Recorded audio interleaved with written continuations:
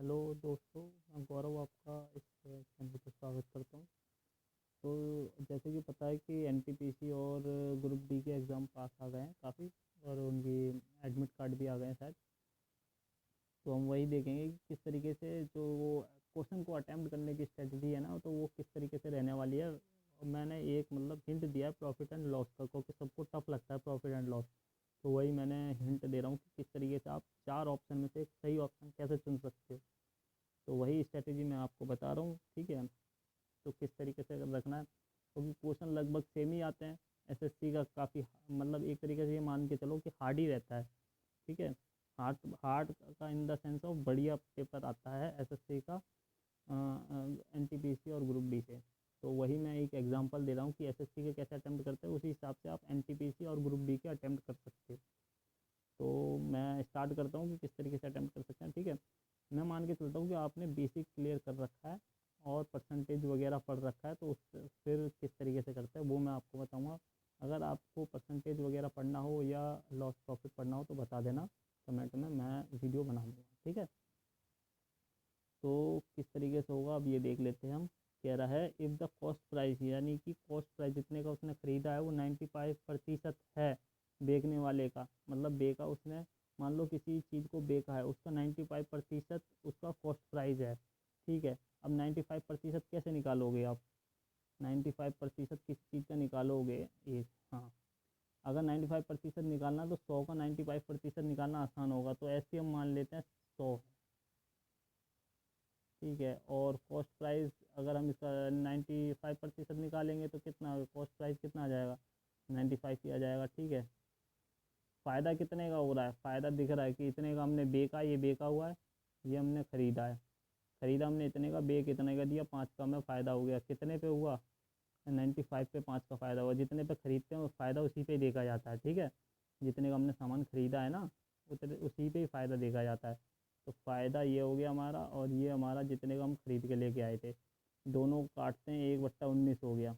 या तो 1/19 की फ्रैक्शन वैल्यू का आपका परसेंटेज पता हो कितना होता है, ठीक है। कितना होता है या तो ये पता हो, या तो आप 100 × 100 करके भी निकाल सकते हैं कितना होता है।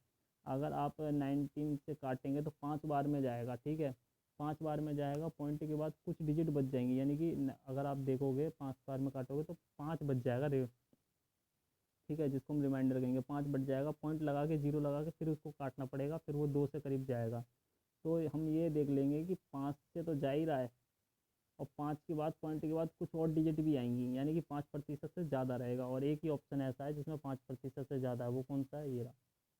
तो इस तरीके से स्ट्रेटेजी रखनी है कि 95% किसका आसानी से निकाल सकते हैं, 100 का निकाल सकते हैं। तो एक ही ऐसी वैल्यू लेनी है जिसका 95% आप जल्दी निकाल सको। तो 95% निकाला, फ़ायदा देगा कितना है, फ़ायदा देख के उसको डिवाइड किया, क्योंकि फ़ायदा हमेशा कॉस्ट प्राइस से निकाला जाता है। उसको काटा, 1/19, यानी कि फ्रैक्शन की वैल्यू आपको 1/19 की अगर फ्रैक्शन वैल्यू पता है तो आप सीधा टिक कर सकते हो देखते ही। और अगर नहीं पता तो आप एक बार काटोगे तो पता चल जाएगा कि 95 या 95 होता है, तो यानी कि 5 से तो बड़ा ही होगा। तो उस तरीके से भी आप कर सकते हो। तो ये एक तरीका, एक व्यू रहना चाहिए क्वेश्चन करने का, ठीक है। तो बाकी सॉल्यूशन तो इसका कर ही लेंगे आप, सॉल्यूशन तो है ही इसका। बाकी शॉर्ट तरीका इस तरीके से है कुछ। अब चलते सेकंड। अब ये देखो उसी तरीके से क्वेश्चन है, इसमें 80% दे रखा है कि कॉस्ट प्राइस 80% है सेलिंग प्राइस का, ठीक है। तो सेलिंग प्राइस हम फिर 80 वो मान लेंगे, 100 मान लेंगे, ठीक है। तो कॉस्ट प्राइस हमारा कितना आ गया? कॉस्ट प्राइस का 80% कितना हो गया? 80 हो गया। फ़ायदा कितने का दिख रहा है? 20 का फ़ायदा दिख रहा है, 20 का फ़ायदा दिख रहा है, ठीक है। 20 का फ़ायदा दिख रहा है, इसको काटेंगे तो 1/4, या तो बच्चों को पता हो या तो सभी भाइयों को पता हो 1/4 की फ्रिक्शन वैल्यू क्या होती है, 25% होती है, ठीक है। नहीं पता हो तो अगर हम इसको काटेंगे तो 25 बार में जाएगा, तो आ गया 25%। ना पता हो तो ऐसे पता चल जाएगा 25%, ठीक है। वैसे पता होनी चाहिए कि 1/4 की फिर ये फ्रिक्शन वैल्यू कितने प्रतिशत की है, ये इतना पता होना चाहिए, क्योंकि आप निकालने नहीं बैठोगे वहाँ पर, ठीक है। तो इतना पता होना चाहिए कि 25% होती है, या तो काट के देख लो जल्दी से, मनी मन में काट लो या तो जल्दी से, ठीक है। तो ये 25% ऐसे हो जाएगा। ये स्ट्रेटेजी बता रहा हूँ, मतलब तुरंत ही कैसे आंसर आना है, उस तरीके से है ये मनी मन में काम करने वाली है। ये तो मैं लिख के आपको बता रहा हूँ, ये मन मन वाला मामला है ये सारा। कह रहा है ए मैन परचेज करता है एक बेड शीट को, ठीक है, मतलब ख़रीदता है 450 रुपये का और बेच देता है 10% प्रॉफिट कमाने के बाद। प्रॉफिट किस पे कमाता है? सेलिंग प्राइस पे, ठीक है, सेलिंग प्राइस पे प्रॉफिट कमाता है। तो सेलिंग प्राइस बताना है कितना होगा बेडशीट का। अब 10% का प्रॉफिट होता है, 10% को कैसे लिखते हैं फ्रैक्शन में? 1/10 लिखते हैं ना भाई, ठीक है। अब जब इसने सेलिंग प्राइस पे प्रॉफिट हुआ है, यानी कि ये एसपी हो गया और ये हमारा प्रॉफिट हो गया, ये हमारा प्रॉफिट हो गया, ठीक है। ये प्रॉफिट हो गया, ये सेलिंग प्राइस हो गया जितने का हमने बेचा। तो कॉस्ट प्राइस क्या होगा? जितने पे हमने खरीदा होगा वो कम का होगा ना, तभी तो हमें फ़ायदा हुआ है। कितना कम का होगा? एक घटा देंगे। अगर सेलिंग प्राइस में से प्रॉफिट घटा देते तो कॉस्ट प्राइस आ जाता है, तो हम एक घटा देंगे तो कितना आ जाएगा? 9 आ जाएगा भाई, 9 आ गया, ठीक है। तो एक घटा देंगे 9, हमारा ये क्या हो गया? सीपी हो गया हमारा। तो ये हमारा सीपी हो गया, इसकी वैल्यू हमें दे ही रखी है, कितनी है? 50 गुना इंटू 50। तो इसका 50, 10 का 50 गुना कितना हो जाएगा? क्योंकि सेलिंग प्राइस पूछा है ना, तो 10 का 50 गुना कितना हो जाएगा? 500। इस तरीके से आप आंसर कर सकते हो, सीधा ये देखोगे। अब मैं ये तो लिखने वाली बात थी, वैसे बता देता हूँ कैसे होगा। 10% देगा किस पे है? एसपी पे है, यानी कि 1/10 हो गया, 1/10 हो गया। और प्रॉफिट हुआ है, अगर लॉस हुआ होता तो सेलिंग प्राइस 11 होता। ये हुआ है प्रॉफिट, यानी कि सेलिंग प्राइस 9 रहा होगा, सेलिंग प्राइस 9 रहा होगा। 9 की वैल्यू ये है, 10 की वैल्यू क्या होगी? तो इस तरीके से आप आंसर कर सकते हो, ठीक है। मनी मन वाला क्वेश्चन था वो, मैंने आपको बताया कि इस तरीके से आप कर सकते हो। और अब मैं आज सेल्समैन है जो कि एक्सपेक्ट करता है कि उसे 13% का फ़ायदा हो, ठीक है। अगर वो सेल करता है इतने रुपए की, व्हाट वाज हिज प्रॉफिट, तो प्रॉफिट कितने का है, ठीक है।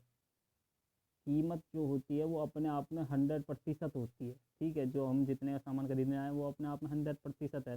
प्रॉफिट जो होता है वो उसमें जुड़ जाता है, जैसे कि 100 रुपये की चीज़ है, 13 रुपये का प्रॉफिट हुआ उसमें, यानी कि 13% का प्रॉफिट हुआ, तो वैल्यू कितने की होगी? वो 113 की हो गई, तो वो सेलिंग प्राइस हो गया।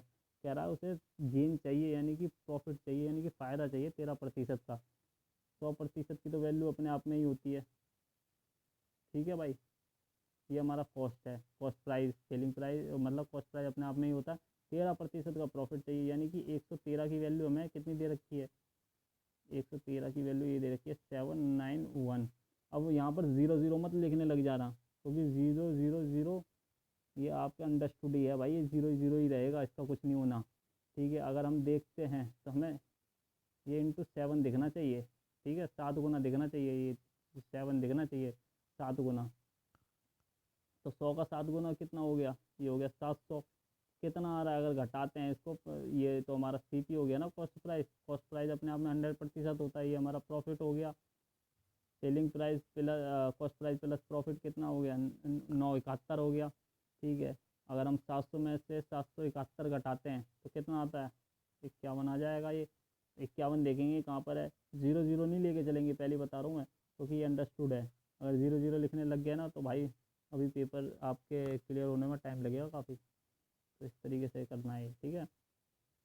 ये भी लिखने की ज़रूरत नहीं थी, वो तो मैंने लिख के आपको बता दिया। इसमें लॉस हो रहा है, देखो 20% का लॉस हो रहा है, ठीक है। अब इसको किस तरीके से टैकल करना है वो देखो। उसने हमें सेलिंग प्राइस दे रखा है भाई हमें, ठीक है। कॉस्ट प्राइस हमें बताना है, उसे लॉस हुआ है 100 रुपये। कॉस्ट प्राइस अपने आप में 100% होती है, ठीक है। उसमें 20% का से घाटा हो गया, यानी कि 100 रुपये की चीज़ उसने 80 रुपये की बेच दी, इसलिए घाटा हो गया उसका। तो 100 रुपये की चीज़ उसने 80 रुपये की बेच दी। एसपी कितने का बेच दिया उसने? 80 का बेच दिया, ठीक है। सीपी कितनी थी?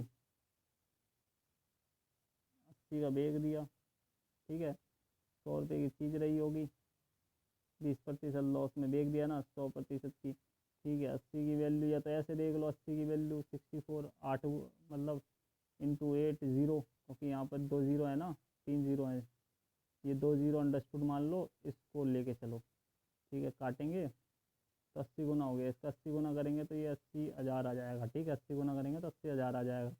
या तो ऐसे देख लो, या मैं दूसरा तरीका बताता हूँ, उस तरीके से देख लो। हमेशा प्रॉफिट लॉस किस पे निकाला जाता है भाई मेरे? प्रॉफिट लॉस निकाला जाता है कॉस्ट प्राइस से, ठीक है। तो 20% की फ्रैक्शन वैल्यू पता है आपको कितनी होती है, 1/5 होती है। ये हमारा CP हो गया, ये हमारा प्रॉफिट हो गया। क्या हुआ, ये प्रॉफिट सॉरी लॉस हो गया, ये लॉस हुआ है। तो लॉस हुआ है तो सेलिंग प्राइस क्या होगा, कम होगा, यानी कि 4 होगा सेलिंग प्राइस।